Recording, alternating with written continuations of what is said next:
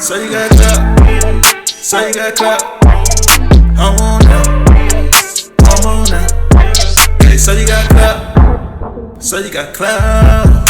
I'm on that, say I'm on that. Hey, gotta celebrate life, and that's alright.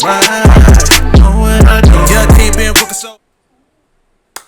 Alright, good morning, good afternoon, good evening, whenever you're watching this. This is So You Got Clout, the podcast, where we give our stars of the show their roses first before they get famous and, you know what I'm saying, start living their lives the best way they can. Today's today's star of the show is a very, very, very, very special person to me. He was the star of our first feature film as a production, Through the Eyes of a Father. This man has been on The Resident. This man has been on The Quad on BT. This man is commercials, including my hometown Falcons. So shout out to that. We definitely gonna talk about that. This man's a traveler. This man's a womanizer. No, I'm just playing. Nah, he's a good dude though. Good dude, solid actor. Real good guy to know. Ladies and gentlemen, the star of today's show is Jibre Hordges. Okay. Thank you, bro. Thank you, bro. Thank you for coming. Of course, man. I got to. How you feeling? I feel good, man. I feel good. You know, it's a lot going on right now, but you know, I'm trying my best. Yeah, we're gonna get into all that too. So you got clout. Like I said, man, it's a podcast where we have actors and comedians, just people in the filmmaking world.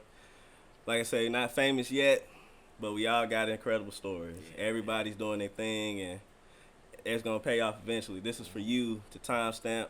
This is where I was today. Something you're gonna look back on with pride. Mm-hmm. So we give you your roses first. That's what we say on the show. We give you your roses first. So we just gonna get your whole story today. So we're gonna start from the beginning. Where are you from?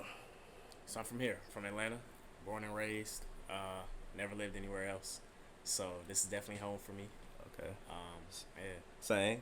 Yeah, we know you, Atlanta. Yeah, so all the way. I got to rise up on right now. Everything. But so what side of town did you grow up on, and like how would you describe your upbringing? So I grew up right outside of Atlanta, more on the west. First, I was in Marietta for a few years, and then I moved to Austell. So I'm like 10, 15 minutes outside the city. My upbringing was it was kind of sheltered. It's kind of sheltered. You know, I still got both my parents with me, which is a blessing. So I'm grateful for that. Always. So yeah. Shout out to mom and dad. Yeah. So I kind of had kind of a strict upbringing. You know, I never even wanted to be an actor, which is crazy. I kind of grew up. You know, I was supposed to be a doctor. You know what I mean? Go to med school. You know, take that route. It didn't too much work out for me. You know, so I kind of got steered into acting, and you know, me being from Atlanta, it was great because Atlanta, the film industry is booming here. Yeah. So it's kind of fell in my lap. You know what I mean? So I kind of just tried it out, and 5 years later, here I am, still going. 5 years in the game. Yeah. So what happened? Well, so what happened to the doctor lawyer thing? How did the dream of acting actually start? Because for most of us, it's like, man, I want to do this as I was a baby. I want to do this as I could talk. I can remember whatever. You know what I'm saying? Yeah. People are trained, classically trained for children. People was in school plays and all this other stuff. But you had a different idea of how your life was going to turn out. Yeah. You know, so at what point did acting become like, you know what, I'll do this instead? What happened? So it's crazy, man. I got a pretty unconventional story. Like you said, a lot of people that are into acting, they started when they were kids. They were 4 or 5 years old. They was in drama class in high school. You know what I mean? So they kind of had that training, that foundation. So I didn't have that. Mm-hmm. So I kind of wanted to be a doctor my whole life. Through college, I majored in biology. You know what I mean? That was going to be the goal. So when I graduated at 22, I was supposed to take the MCAT, which is the test that you take to get into med school. And I didn't do good at all. So I tried it again. I was like, all right, maybe that was just like a fluke. Maybe I just got to, reset, get back in the game, get back up. So I took it again, and I did bad again.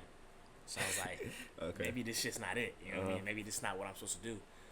So that summer after I graduated, my mom kind of introduced me to acting. She kind of was just like, it's something to do, get out the house. You know what I mean? You know how moms be like, it's the summer, get out the house, do something. Yeah. So she sent me something about an open casting call for Jamie Foxx movie.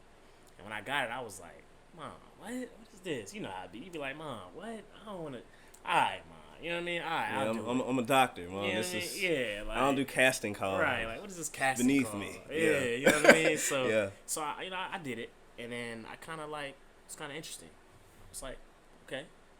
So I kind of like dibbled and dabbled a little more into it. and then something just kind of just got set off in me, like a fire just set off. So it became my passion. I found out that was my passion, and so I just ran with it. You know what I mean? I just ran with it, literally. Just I didn't think too much.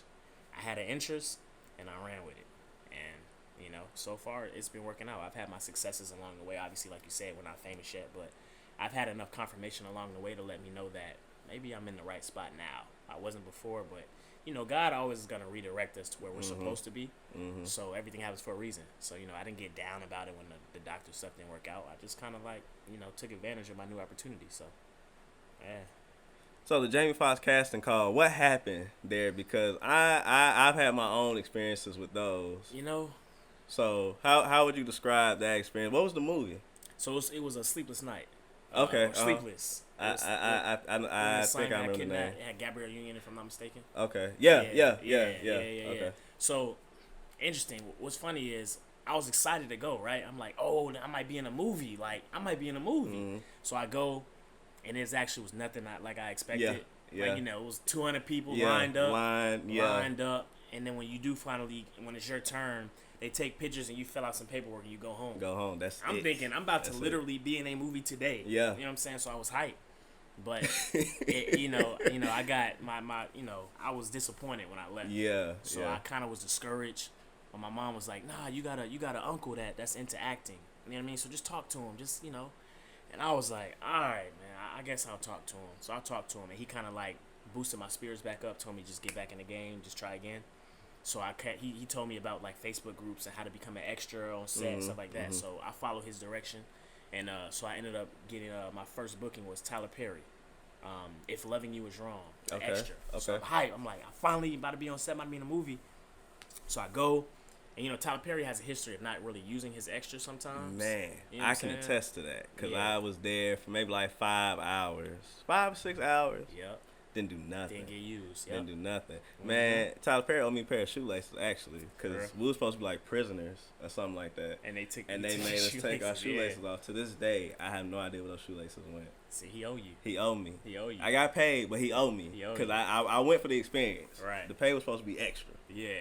But. Yeah, I can attest to that. I did not get used. That was the only set I've been on as an extra where I didn't get used. I believe it. Yeah. I think that might have been my only one too. Oh, so you didn't get used neither? No. That's what I'm saying. I went and didn't get used. I was pissed all over again. I'm hot. I'm like, nah, not again.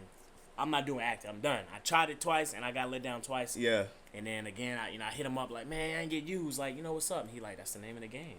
It is what it is. Like, it just be like that. So I was like, all right, I got composed again. I'll try it again. And so my first actual booking that I got used, I forget what it was. I want to say it was like Sleepy Hollow. Fox, right? Yeah, I want to say Sleepy Hollow. Or the originals. One of the two. I was on one of those. So I got used. And now I actually got to feel, being on set, being in a show. Yeah. So that's kind of where it really got sparked. Oh, okay. So I called him back like, I finally got used, you know what I mean? And ever since then, it was on this set, and it was this next set, and it was this set, and this set. And then a couple months of that, it's like, okay, being an extra is cool, but like, let me like try to do what they're doing. Yeah. The actors, like. Yeah. And then I started looking at them.